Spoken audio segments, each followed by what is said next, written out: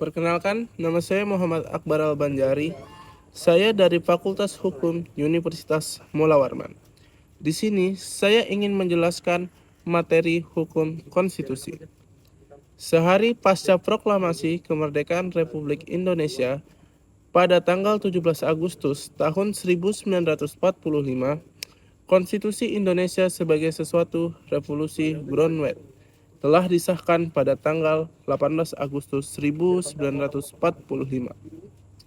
oleh Panitia Persiapan Kemerdekaan Indonesia dalam sebuah naskah yang dinamakan Undang-Undang Dasar Negara Republik Indonesia. Istilah konstitusi berasal dari bahasa Prancis constituer yang berarti membentuk. Konstitusi bukan merupakan peraturan yang dibuat oleh pemerintah, melainkan merupakan peraturan yang dibuat oleh rakyat untuk mengatur pemerintahan itu sendiri. Pengertian hukum konstitusi disebut pula Undang-Undang Dasar adalah norma sistem politik dan hukum bentukan pada pemerintahan negara. Biasanya dikodifikasi sebagai dokumen tertulis. Hukum ini tidak mengatur hal-hal yang terperinci, melainkan hanya menjabarkan prinsip-prinsip yang menjadi dasar bagi peraturan-peraturan negara. Dalam kasus bentukan negara, konstitusi memuat aturan dan prinsip-prinsip entitas politik dan hukum. Istilah ini merujuk secara khusus untuk menetapkan konstitusi nasional sebagai prinsip-prinsip dasar politik. Prinsip-prinsip dasar hukum dalam bentukan struktur, prosedur, wewenang, dan kewajiban pemerintah negara pada umumnya. Konstitusi umumnya merujuk pada penjaminan hak pada warga masyarakatnya. Istilah konstitusi dapat diterapkan kepada seluruh hukum yang mendefinisikan fungsi pada pemerintahan negara itu tersendiri. Berdasarkan jenis konstitusi, terdapat dua klasifikasi. Yang pertama adalah klasifikasi konstitusi tertulis atau written, dan yang kedua ada konstitusi tidak tertulis atau unwritten. Konstitusi tertulis adalah konstitusi dalam bentuk suatu dokumen hukum yang tertulis yang memiliki kedudukan hukum khusus dalam penyelenggaraan negara. Tujuan konstitusi adalah untuk mencapai keadilan, ketertiban, kemerdekaan, serta menjamin kesejahteraan masyarakat umum. Konstitusi bertujuan sebagai sarana memberikan pembatasan dan pengawasan terhadap kekuasaan politik dan membebaskan kekuasaan dari kontrol mutlak dari para penguasa atau memberi batasan kepada para penguasa pemerintahan. Dengan kata lain, konstitusi ada sebagai sarana yang bisa mengatur masyarakatnya secara tertib dan terorganisasi. Negara juga dapat mengontrol pemerintahannya lewat konstitusi. Apa fungsi dari konstitusi? Konstitusi memiliki fungsi hukum untuk menentukan dan membatasi kekuasaan negara serta menjamin dan melindungi hak-hak warga negara atau hak asasi manusia yang biasa kita sebut HAM. Fungsi penentu dan pembatas kekuasaan organ negara. Yang kedua ada fungsi pengatur hubungan kekuasaan antar organ negara. Yang ketiga ada fungsi mengatur hubungan kekuasaan antar organ negara dengan warga negara. Yang keempat ada fungsi pemberi atau sumber legitimasi terhadap kekuasaan negara ataupun kegiatan penyelenggaraan kekuasaan negara.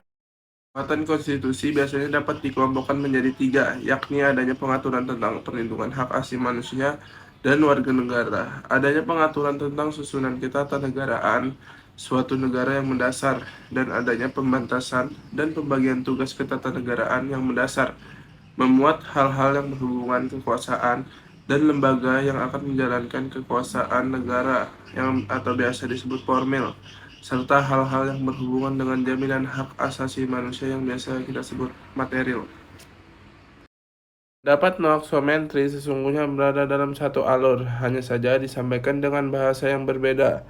Keduanya sama-sama menyampaikan bahwa materi muatan konstitusi memuat hal-hal yang berhubungan dengan kekuasaan dan lembaga yang akan menjalankan kekuasaan negara atau formil, serta hal-hal yang berhubungan dengan jaminan hak asasi manusia atau material.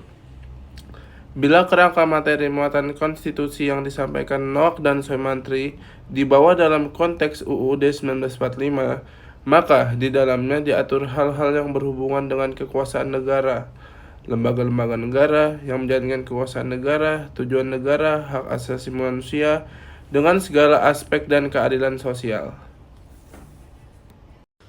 Mengenai kekuasaan negara, berdasarkan pasal 1 UUD 1945, kekuasaan tertinggi berada di tangan rakyat. Artinya konstitusi menempatkan rakyat sebagai subjek yang memiliki atau memegang kedaulatan tertinggi negara.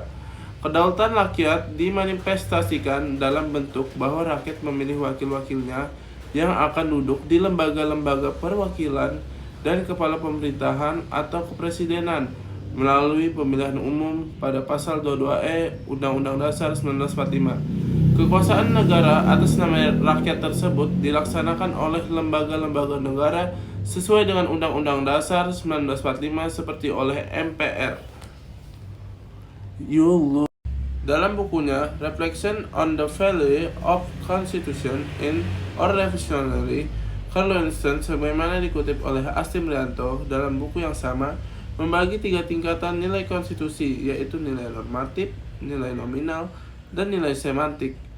Chandra Parbawati dalam buku Konstitusi dan Hak Asasi Manusia menerangkan bahwa nilai normatif berarti konstitusi sebagai hukum tertinggi sebuah bangsa dan benar-benar dipatuhi oleh penguasa maupun masyarakat secara murni dan konsekuen. Yang kedua, ada nilai nominal, berarti konstitusi berlaku secara hukum. Namun, dalam implementasinya belum bisa dijalankan secara maksimal sebagaimana yang diterangkan oleh Kusnardi dan Harmaili Ibrahim dalam buku pengantar Hukum Tata Negara Indonesia. Sedangkan yang ketiga ada nilai semantik, mengartikan konstitusi tetap berlaku, namun hanya formalitas semata dan digunakan dalam menjalankan kekuasaan politik. Dalam praktiknya terdapat penyelewengan sehingga konstitusi tidak dijalankan sama sekali, sebagaimana diterangkan Chandra Parbawati dalam buku yang sama. Mungkin cukup ini saja materi yang saya jelaskan, kurang lebihnya mohon dimaafkan. Wassalamualaikum warahmatullahi wabarakatuh.